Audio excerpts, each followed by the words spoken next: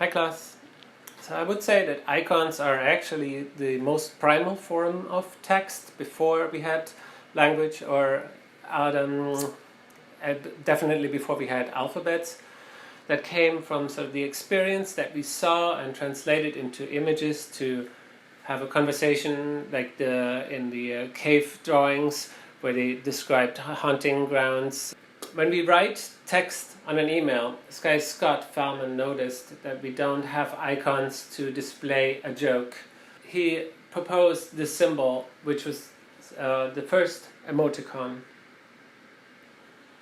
For a project for Scholastic, we had to build a login for preschoolers so that they could go through this program and not another student would finish the steps that they had to go through first. So they wanted to log in, but they don't know how to write yet. So we devised a login system with icons and colors, and the combination of the two would let them in. So they would have to remember the green camera, or the red light bulb, or something like that a preschooler could remember.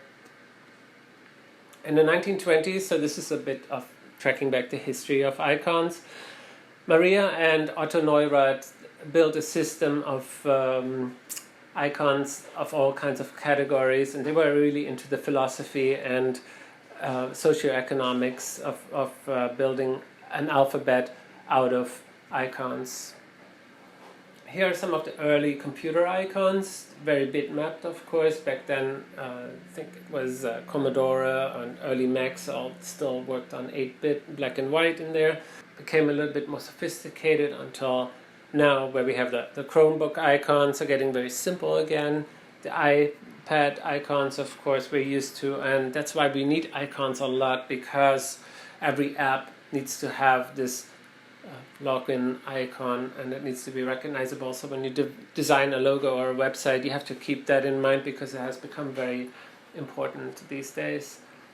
So there are three kinds of categories of icons. They're the really literal pictorial depictions of the camera or the printer. Then there are more metaphorical, abstract icons, like a lock for security or a cloud for an upload symbol. And then there are really abstract ones that are the play button or Wi-Fi, things that don't physically exist at all. In an icon, I want to convey just the very core idea and communicate that as quickly as possible. Here, I like this kind of set because it's very unified in the design of it. But you have to be careful, because some icons are confusing. The heart, the badge, the star. What do they mean? Are they the same? So people could confuse what they mean. If you just have pictures, then not everyone can be 100% clear. So it is advisable to have a little label under the icon. On the bottom here, you can see this is a login for my doctor's office. There, it would be really important to make it very 100% clear. There used to be tooltips that when you hover over certain things, that you get this like kind of pop-up window. I might have seen that before. They're really going out of style because mobile doesn't have this functionality. And there used to be to explain new functions for a user that came to a program, sort of to onboard them and explain the tools to them. However, they found out that as well that people log into their account, they would have to download the cookie to know how far they went into the account.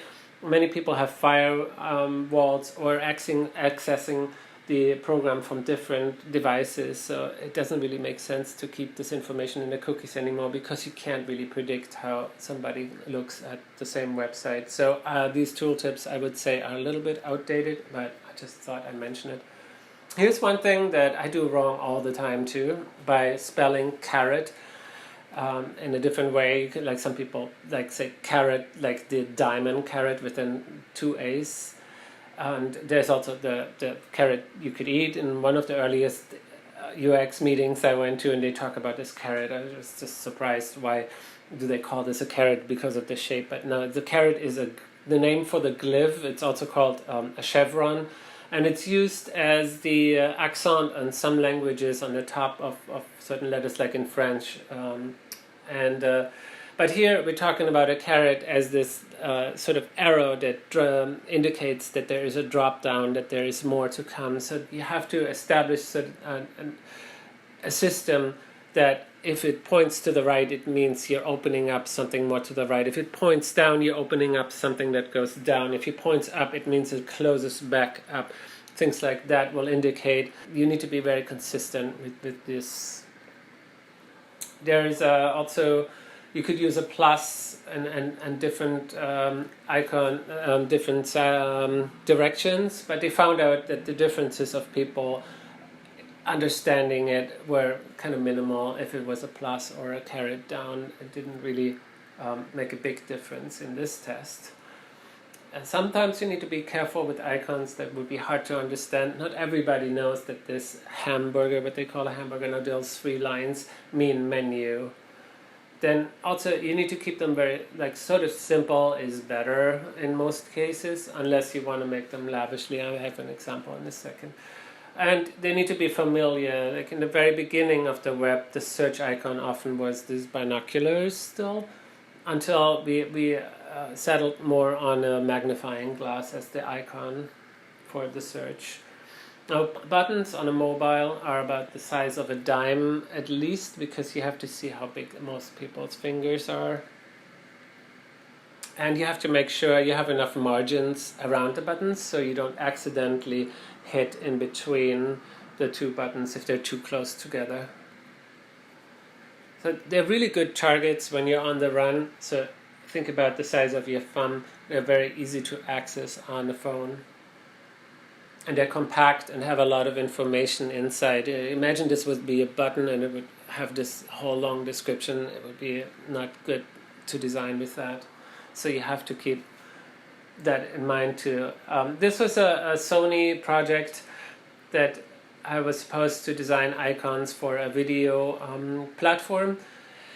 I made them a little bit more flashy and expensive looking because it was entertainment and they wanted it to look like this product cost something. So that's why they're so golden and blinky.